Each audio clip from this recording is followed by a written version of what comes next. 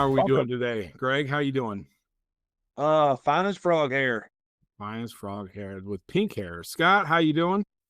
Hanging in there like a hair in a biscuit. Gross. Like a hair. I don't have any good Indiana, I can't think of a good one. I'm as fine as these. No, I don't know. Fuck. It's good. It's good. Who cares? Okay, so gentlemen, we have very important topics to discuss today about the world of the Knight Rider. Okay. We have to talk about a black T-top because we can't say Pontiac Trans Am. So we have to say T-top. So this gentleman you saw on a black T-top today. This couple of these questions have been posed on on Scott's page, on Greg's page. And so we're going to talk about this a little bit. So the maintenance of our cars, especially we're going to start with the maintenance of the Knight Rider parts. Where's Bonnie? Did Bonnie leave? What kind of maintenance do we need to worry about? So I'm going to start at the nose. Our scanners. Do we have to worry about water intrusion on these things? If we do get water intrusion, is it going to damage the system? What kind of maintenance are we looking at on things of that nature? So I talked to Chris about that. Chris from Night Scanners is actually one of my neighbors, and I have hound him a lot. And I said, hey, do I need to not drive this thing in the rain and stay away? He said that all the parts that he uses are automotive grade, so they're sealed. Now, granted, you don't want to get the control box wet. You want to mount that somewhere inside the car, obviously. But yeah, definitely. For the most part, you don't necessarily have to worry about the scanner itself getting wet. Get wet, baby. Obviously, don't run it through a power wash or anything. I mean, it can cause some damage. And I'm the one that does all the powder coating, so the scanner bar itself will hold up to the abuse. But rain, you're fine. Puddles, you're fine. Potholes, you're okay. But try to keep a little bit of foreshadowing dry. Okay. So our scanners are good. And I tell my students this. There's two systems, and most people don't know this, but there's two systems on every automotive vehicle that are designed to work underwater. Do you gentlemen know what those two systems are?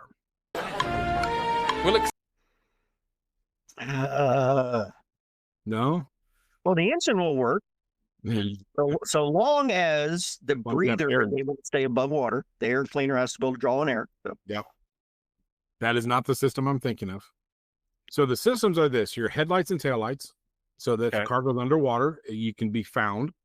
And believe it or not, no, believe it or not, your windows are designed to work underwater as well, so that you can roll them down if your car does get submerged. So why is it they're always trying to sell window breakers? Like, well, if you're underwater, you can break your window. Yeah, don't do that. I mean, the amount of force of water that will come at you in the shattered glass is a bad idea. You're better off relaxing. Just keep your cool. Let the water fill mostly up, and then you can roll your window down or open the door and swim out. But you don't want that onslaught of 600 pounds of water just come gushing in at one time. It's going to force you in your seat. You're going to die. Yeah, it's going to be bad for you. So, but those are the two systems. A little fun fact, little trivia fact for you. Ding. So we do a little fun. Or if you're a debugger with a snorkel that's 10 foot long. Don't get me started on those idiots. I worked for Chrysler for too many years, and Jesus, man, all that car goes is to the mall. But anyway, so you have your scanner, and then your next big parts are the dashboard, the upper and lower consoles. Excuse me. Is there a maintenance? Sorry. Excuse me. Goodness gracious, I'm sorry. Is there a maintenance for those parts that we need to worry about in these cars? On the headlights, yes. Not so much maintenance, but as these cars get older, the design of them, two things will fail. One of them you can't really repair on your own. The other one you can't. The one that you can fix is there is a plastic gear inside the motor and a metal worm gear that spins that. But inside that plastic gear are 3 little nylon plastic, basically dots. And those get old, brittle, and they shatter. So if you ever go and you hit your switch and you hear bzzz, but the motors don't move, it's because those have shattered. Same thing with a lot of power windows. Yeah. So those pieces you can replace, you can buy them online and rebuild them, and the motors will work again. But if you're if the windings are old, and you can check that with a multimeter, but that's for a different story. Then you just replace the motors. And here's the other thing on the headlight motors. If you go to eBay and you just buy the cheapest ones, it's most likely something that some guy or kid over in China has rebuilt, and they cleaned it up and put a little paint on it to make it look new again, and they replaced the bushings, or the bushings, basically a pair of magnets that make contact to send the electrical signal. They don't replace the actual windings, so you end up getting a motor. Michael had this problem with both of his. I think he bought $20 motors. They don't work because that's what is the main, electrical component. So spend a little money, get By spending money. the ones that cost, $30, $40 each, and you'll be in good shape. But stay away from the really cheap ones. Or just call me. Call me. Because I've got a multitude of headlight motors and stuff laying around from cars that didn't burn. Fair enough. It's a fiery night for you, Greg. It's a fiery night. So what about like do you see problems with like the parts sagging, or like the dashboard is it something you have to remount every few years because it moves or stuff like that? Like what about the dashboard? I mean, is there a level of maintenance that we need to worry about? I wouldn't say typically. I mean, it really, I guess, depends a lot on who made the fiberglass. If you got like, say, Michael's part, or not Michael, Matthew at Night Designs. If you got his stuff, Billy's always had a foam pad underneath them, which served 2 purposes. One, it really made them sit nice and quiet so it didn't squeak. Which reminds me, I need to put some foam under Michael's. But it also kind of helped make them more rigid. And his, is perfectly flat. You get a lot of the older ones, and they do exactly what happened on the show. You get that sag that starts happening between the countdown and where it wraps around the dashboard for the screen. That whole area there starts to kind of bow a little bit. There's not really anything you can do. Okay. At that point, it's just get somebody to do body work. Have you ever seen a car that's been built for many, many years with all that extra weight that wasn't designed for the dash? Does that ever cause a problem? If they don't have pods, or not pods, sorry. If they don't have a lower console, yeah. Okay. Stuff starts cracking and deforming, and it really starts to, and it affects not just the top, but the area where the electronics are. Everything will start to kind of look kind of cattywampus, and maybe even start cracking. You did the crank well. On the the shelf that's right in front of the overlays. So that's why I tell people, if you're going to put a dash in, make sure you have either your lower console or you make some type of support for that, because they're front heavy. Both versions of the dashboard. So when you're driving, that whole thing is doing this. Fiberglass is only so flexible, it's going to start cracking. And then you got to take the whole damn thing out, do a bunch of repairs to it, and repaint it. And when you repaint your dashboard, now your pods and your gull wing don't match. So you're opening Pandora's box. Do it right the first time. Okay. So the biggest thing for the dash is to make sure you have the lower console, because I didn't even realize, I guess, until I started looking closer at some of the cars and I got my own parts, that it really does. It is a cockpit. It does block off the passenger from the driver. So it does make a cockpit. It reminds me very much of my dad's old Lincoln Mark A. That was a very wraparound cockpit style car. It's a beautiful car. I love those things. But so it is very important to have that. What about the upper console? Do you ever have problems? Because honestly, I I don't know how the upper console mounts to the car. I actually just did a small how-to on the FAQ page about mounting the upper console, and they're the same on each version. I didn't do a video, just a couple of pictures. But so far as maintenance, no. I mean, they're pretty kind of, install and forget, unless you get some of the cheap Canada parts that haven't been updated in 10 years. They tend to start failing, and LEDs start going out. Okay. And actually, we have a gentleman in the community now who's going through that. He's got 4 of his lights in his upper console. Those can be fixed. Anthony Giannikis up in Indiana, Michael, you're not too far from him, I think. Andrea Iannicone, I think I pronounced his name right. Used to go by Night of Italy. He's down in Dallas, Texas. He's very good at fixing things. I can do some of the repairs, like replacing, burnt out LEDs. I can do those. But when it comes to troubleshooting, like Michael shipwrecks, tachometer,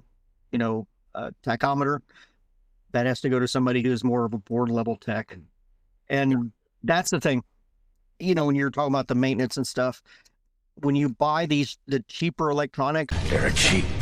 when you get Jupiter, if you buy, Vincenzo Forte stuff that never gets delivered, and they're going to be cheap, bottom of the rung type parts, and they're going to fail a lot sooner than, ZA electronics. So it really is a thing with, buy once, pay the money, and just have the reassurance that, hey, this stuff's going to last. I've got the second set of ZA electronics that he sold in the US. Mark Hewitt's got the first set. Mine are still working, although they're in Damien's Delaware Night. Damien Munsey, they're in his car now. Here what we are, 10 years. So yeah, definitely makes me feel good, because I just, me and Greg just bought the ZA stuff. So I mean, so as far as the Knight Rider stuff goes, that's good news. That there's not a ton of maintenance as long as it's done and installed properly the first time, because that's always the key. So I mean, we might as well touch on it just a little bit as far as maintenance of the car goes. I mean, Greg, You lit a car on fire? this is I mean, the F-body car in general, from the 80s and 90s, these cars were not great. These are typical GM products from the 80s and 90s. Yep. Not the greatest things in the world by today's standards. They were all had the shit kicked out of them to begin with, because they were nothing but redneck rockets. Joe Dirte. I mean, and I can say that. I'm from Indiana. I can say that shit. I don't have my mullet anymore, but they definitely were not the greatest part. Yeah, they're all definitely rode hard and put away wet, right? So, Greg, what do you think about the maintenance? What would be your biggest maintenance goal on a car? Maybe say you just got. So there's a ton, but let me ask you a real quick question before you jump over to the maintenance of the car. He made a comment, and I'm curious myself. The dashboard that you got from Matthew, Billy Gunter put a foam pad underneath the dash, made it onto the dash. Does your dash have that foam pad? Does Matthew put that onto his? No, he did tell me, though, when I picked it up from him, he did tell me, hey, get some foam. Now, and he also said, he wanted another month to work on More time. Come on, Stan. my dash, and I wish I could have given it to him, but I was on fall break and I had the opportunity to go get the stuff, so I went and got it. He really wanted more time on my stuff, and I wanted to give it to him, but it was my timing, it wasn't his. So Okay. But he did say, hey, I would get some foam and put under this dash, and he talked about that. So Okay. Well, that was just one of my curiosities. But no, as far as the GM aspect of this build, the 305 motor is a solid motor. It did not put out a ton of horsepower. So much torque, the chassis twisted coming off the line. But it also did not break a lot. Car has broken down with a flat tire. As long as you took care of it, obviously, just like any other car, do your oil changes on time, use the correct way to oil. Don't wait to do your oil changes. Time to change that oil. the problem you're going to run into more than the engine going out on you is the body had a lot of issues. Of I think he's got body issues. I don't have body issues. course, as we know, T-tops leak, they rust. This car was a unibody construction car, so they didn't take a lot of abuse. So if you're going to put a high horsepower engine in there, be ready to do something like subframe connectors and upgrade the crap out of this thing. But just when you're looking for a car, be sure that you're looking in certain spots that are known to rust. Look for stuff like that. That's really it. Just, I mean, the engine is not that high of a maintenance engine. There's a ton of people that are swapping, getting rid of the 305 just because it was not a high powered engine. But honestly, unless you plan on driving these cars like a race car, that 305 has got more than enough horsepower to get you around town and, get you to shows if you want to do a show. Yeah, I mean, the 305, I have the 350 in mind, the tune port 350, and the tune ports were okay. They still had some issues. They weren't the best thing in the world. I mean, my car runs and drives. I'm gonna put some ignition stuff on it, just tune it up, and then my school is, I think I told the last time, my school is getting rid of some donated cars, which we have to crush the bodies, but we do not have to crush the engines. So I'm getting an L92 or an L93 and a 5-speed or 4-speed with overdrive transmission out of a Tahoe. So that'll be nice because I'll just get to build that engine out of the car, make it pretty, put all the stuff on it over the next few years, and that'll be phase 2 of my car. So but yeah, so I mean, the 305 is great because you can just swap heads on those, and you can get a bunch of chickens, unfortunately. See, what you don't realize, Scott, is that since I'm talking, it's not showing you right. So yeah, I know. So everyone's wondering why I'm laughing. That's because of the chicken. You do that again, but you can swap heads on the 305, correct? And you get, or is that the 350 that you put the 305 heads on? Well, you can swap out the heads, but I mean, you've still got to do a lot more than just swapping heads. It doesn't. Yeah. But you said you're getting an L in 92. Is that 6.2? The L93. That's 6.2 over, isn't it? I think so. Yeah. Wow. When you do engine swaps, I highly suggest reaching out to Hawks Motorsports because they do a lot of engine swap packages. They'll sell you the extra doodads you need to make that engine seamlessly go into that car. Yeah, I'm gonna reach out. Like I said, they'll have the motor out here in the next few weeks because we get done before school ends, and there's only 21 days left. Not that I'm counting. I'm not counting. I love those kids. He really loves those kids. But once I get it out, then I can pull it and I just I'm just gonna rebuild the engine from scratch. I haven't done that since high school. I'm actually kind of looking forward to that. Like actually getting out the plastic gauge, right? Like plastic gauge is great. Yeah. So I'm looking forward to getting out the plastic gauge and actually redoing it all the right way and building it. I don't want some crazy horsepower engine. I want 350, 400 horse, so I can do a nice burnout and be a nice dependable engine. It's not crazy loud and obnoxious. I don't want that shit. So T-tops. Greg, someone asked on yours. I believe it was yours, right? Yeah, down at Florida Nights. And okay, yeah, about T-tops. So, Greg, take it away. Take it away. They leak. Enough said. One of my daily drivers back in high school time, I had an 88 Formula. This car was like 3 years old when I bought it, and it leaked. You can buy new seals. You can do all the proper etiquette. It's going to leak. I don't care. You will find a handful of cars that don't leak, and those are Great White Buffalo. They just it's just a thing. I mean, you can make the preparations. Scott, I know you had talked about some different things that you can do to kind of get away from the leak, but I mean, it just happens. Yeah, you can waterless wash your car with microfiber cloths, which is really is a better thing. There's a maintenance thing is taking care of the paint because black. And not drive in the rain, keep it in the garage. If you do that, they won't leak, guaranteed. You'll be happy. Yeah. The paint maintenance is definitely a good one. ceramic coating the black after it's painted, after a fresh coat of paint, ceramic coating, wrap if you can. I would almost recommend going to your local wrapping shop and say, hey man, like, you want to cut me a deal? You can say you put on KITT's molecular bonded shell. Not with KITT's molecular bonded shell.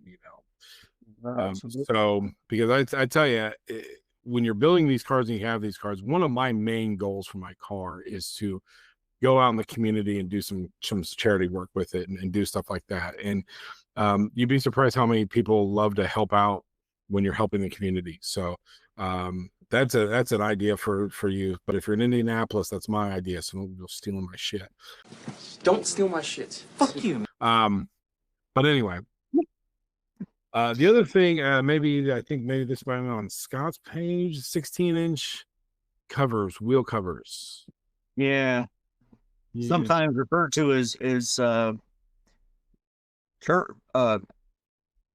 no, he doesn't. What does he call them? Not turbo caps. Turbo cups. Yeah, cups. Yeah, with the little three-legged metal bracket. Yep. And the reverse threaded screws. And the resin created rings. Are you a fan? I mean, KITT had 15s. Yeah. You can My use KITT had 15s, but a lot of the cars that people are getting have the like Formula wheels or the GTA, and 16 was a real common size. Mm-hmm. And they're like, hey, what can I do to make these look right? Well, and spend a little money. Yeah. Fortunately, they put 16s on a lot of them because of the car had rear disc. 14s won't fit. 15s are a tight squeeze, but they'll fit. I have the Recaro wheels on mine. So the turbo cast, unless you're a very eagle-eyed super Knight Rider nerd like us, you won't know. But if you do know, you'll look at it and go, that's not quite right. And I don't know why. Well, it's because there's too many fins in it. That's why. So I mean, the turbo, the hubcaps, I mean, that's a good option. But is it KRW? They're the only ones that make those currently. Is that right? No, KRW doesn't offer the 16-inch. At least I don't think so. If you do, Giuseppe, I'm sorry, man. There are two vendors, and one of them we might as well call him Voldemort, because he doesn't need to be mentioned. Because you'll be lucky if you get them. Everybody knows Mr. Forte. Yeah, I wasn't going that way. He doesn't make them, although I'm sure he'll probably start saying, "Oh yeah, I got them." The other one is Ricardo. And Michael Beccari just recently had his set, and that created a little bit of unnecessary drama between he and I, but we have buried the hatchet. But those are really difficult to make, those rings, just because of how intricate they are with, all the fins. Ricardo has been making them, for a year and a half, 2 years. But $150, and it's the second hardest part for him to make outside of the dashboard. And he said I think he's had 1-2 complaints. Most people were super happy, but it's usually minor petty stuff. But he said it's just not worth it, just because the amount of time that goes into making them, and the little bit that he makes for doing it. He told me to take it off the site, not to offer them right now. He's going to look at some other options. So maybe injection molded plastic. Okay, yeah, because I think the wheels are. That's one of those things that is pretty iconic for KITT, is that wheel, because you didn't see them very often. And what I've noticed is that, and this is just my personal opinion, but when I see those hubcaps and wheels on other Trans Ams, they just don't look right in any other color but black. Now, another option, and you can go to KRW or to Alessandra, not Alessandra, KRW or Ricardo. If you can get the second gen, the turbo disc, is that what they were called? The edges kind of look like the turbo cast, but the centers were kind of concaved. That's what I have. Isn't that Ricardo's? Yeah, you can use Ricardo or Giuseppe KRW's. No. The wheel from Pontiac. I have. I'll put pictures up. Turbo fans. Turbo fans. Yes, I thought they were also referred to as Recaros, like the seats, Recaro seats. Well, they had the Recaro edition car that had those, and I think they made them work. Okay, all right, I got you. Yeah, they were in the same era as the Snowflake wheels before they came out with the turbo cast. But the outer ring has that, the fins on it. They're a little bit further spaced apart than the TurboCast, but you can put a cap on it. Yep. And the only people who are going to say anything are going to be the diehard Knight Rider nuts that are like, "Oh, that's not right." Yeah. Your general guy on the street isn't going to have a clue. He's going to be like, "Oh my God, it's KITT. That's awesome." Yeah, no, those are the wheels I have because I found them for $300. And I had the Formula wheels before on my car. So once I got those, I sold the Formula wheels for $200. And I was like, sweet, this worked out. But the reality, actually, they have more fins than the TurboCast wheels. They have a few more. They're closer together. I got pictures of mine up here. So, that's what's popping up right now. But yeah. You've also got the, I can't remember exactly what year, late 70s, I believe, maybe early 80s, the Trans Am, the second gen Trans Ams or whatever gen. Yeah. They had a fin rim that had almost like a Mooney wheel in the middle of it. I'll send you some pictures of it, but it's also another one, and it does have the fins are further spaced apart, but you can put a cap on that one too. Okay, so there's some economics because those rims are expensive. They get the Knight Rider tax, State tax, federal tax, Social Security tax. Yeah. If you find somebody selling them for $200-300, they have no clue, and you should make the drive to pick them up. Yes, no clue. They do not know that they have a Mickey Mantle card, and they don't even know it.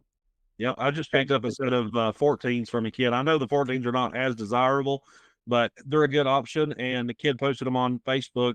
I got them for $175. I got a set of 5 14s if someone wants them. That I know the guy. The guy gave them to me for free, but because of my brakes, they wouldn't fit, so I had to get the 15s. But he still has them. They're a set of 5, and he would love to sell them for a reasonable offer. $100, $150 or whatever it is. So I'm sure he would love to sell those. So if someone wants those, hit me up because I can still get them. So I think the last thing here, because we're coming to a close, so it's a new segment, and I'm not having a big intro right now.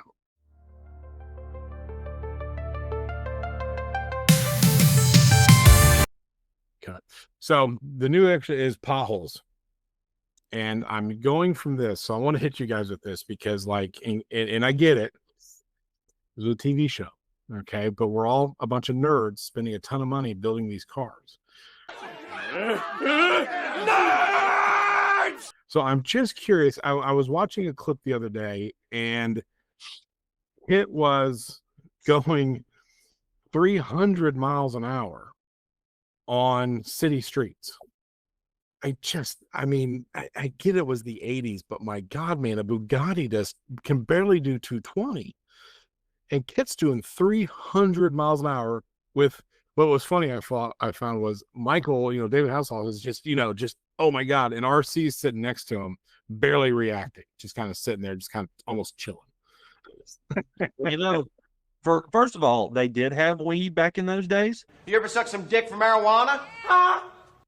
So RC was probably, chilling. But, yeah, you got to figure, when you have a turbine engine with modified afterburners. It's true. They could run on regular gasoline from somehow. But the question I have about, is kind of super pursuit mode. It's kind of one of those funny things. We're talking about a guy who took a car that was banged to shit, rebuilt the body in a garage, and somehow added another 100 miles an hour on it with apparently no parts. I never saw any parts in that episode. A 40% increase in speed. 40%. In all fairness, he did have to lose the molecularly bonded shell. No, that was a lot of weight. But he only lost the bonded shell because Bonnie couldn't recreate it in the burned out building they were in. He eventually got it. Well, maybe the weight difference made up some of the speed, and then once they got everybody back together at the foundation, they said, well, we still need to figure out a way to put the shell on there and still make this thing look weird but fast as crap. You think that's what we're going with? That's what I'm going with. There was also that rear spoiler that dropped down underneath when he got into SPM that gave the car more lift, so it made it get a little bit lighter. I didn't even remember a rear spoiler for so long. But yeah, that rear spoiler comes down. And yeah, what kills me is I remember watching a show one time, and there's a lady, and not to disparage her, but she built a Knight Rider car for Hasselhoff apparently, and for some Yeah. reason, the car I'm talking about. It had Yeah. the super Yeah. precision, but that was only the SPM part of the car. Talk about a pothole. Yeah, hers had the Super Pursuit mode rocket tubes for taillights, but that was about it. And That was it was so goofy. That is a weird car, but We have one guy that we need to get back in the community. Harold, is it Harold, who is building the fully functional SPM card? I haven't seen him post in year and a half, 2 years. The last one he had, I think everything was actuated and functional, and he kind of disappeared. I really hope the dude is okay, because that car was phenomenal. I would love to see that car again too, because that car, I think last time video I saw, I almost thought the car was fully functional. Yeah, I mean, he had all of everything, the front open, the hood raised up. He didn't have the ESP, basically the T-top brakes. Yeah, but he had the ones in the back, and everything opened. there's another pothole. The top piece, the Super Pursuit flap up with the T-tops, and okay. But I think that kind of draws. Where's our T-tops if they flip up like that? They'll leak. Yeah. So we have one last thing, and Scott, I'm going to throw it to you.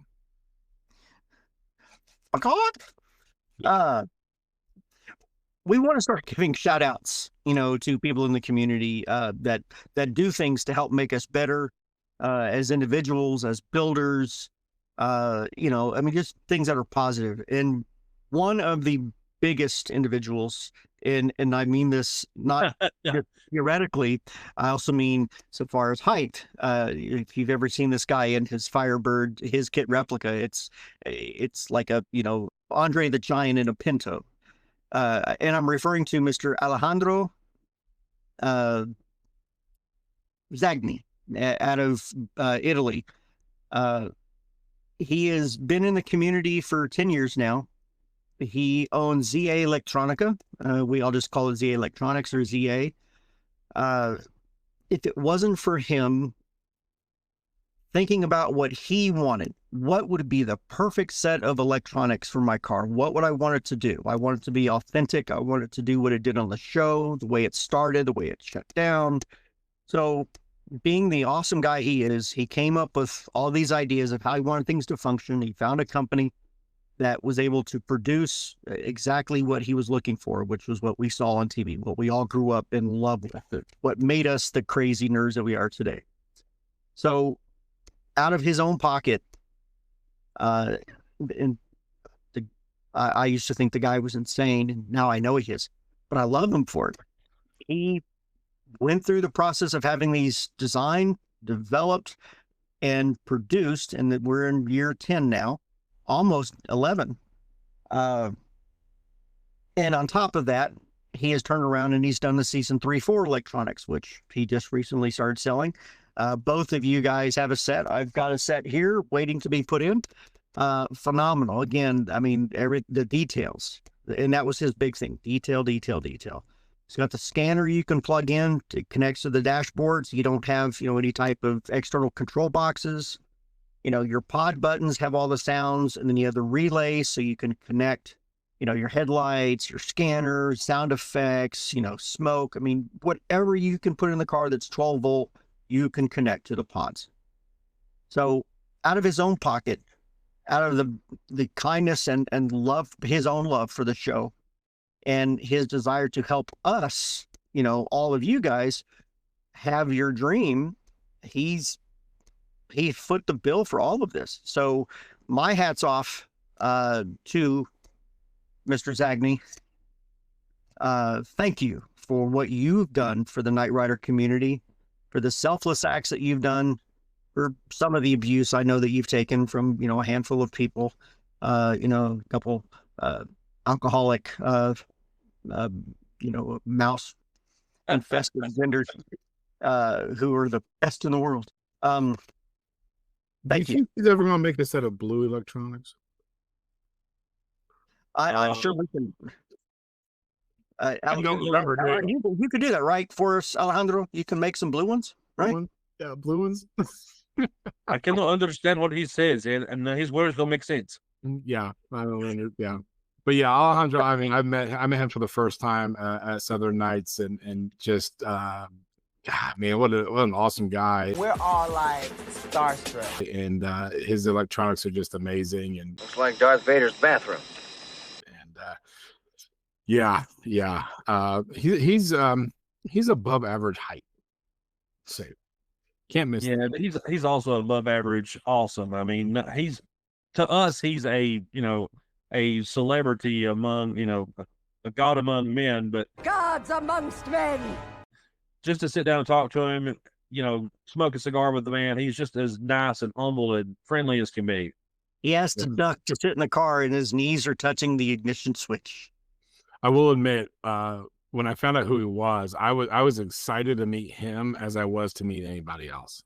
Yep, I was too. I mean, to me, he is just as big a celebrity. Yeah. Agreed. Yeah, he's just awesome. So, but yeah, so thank you for Alejandro ZA. I think we all recommend his season 4, season 1, 2 electronics because they're just phenomenal. He's got some other goodies, in the oven. So, oh, okay, all right. Well, we'll keep posted on that. So, all right. So, gentlemen, did you have anything else that you want to? No. All right. Well, no, we're good. Then this is another episode in the bag, and you guys, we'll see you next time we do another one. So, thank you for watching.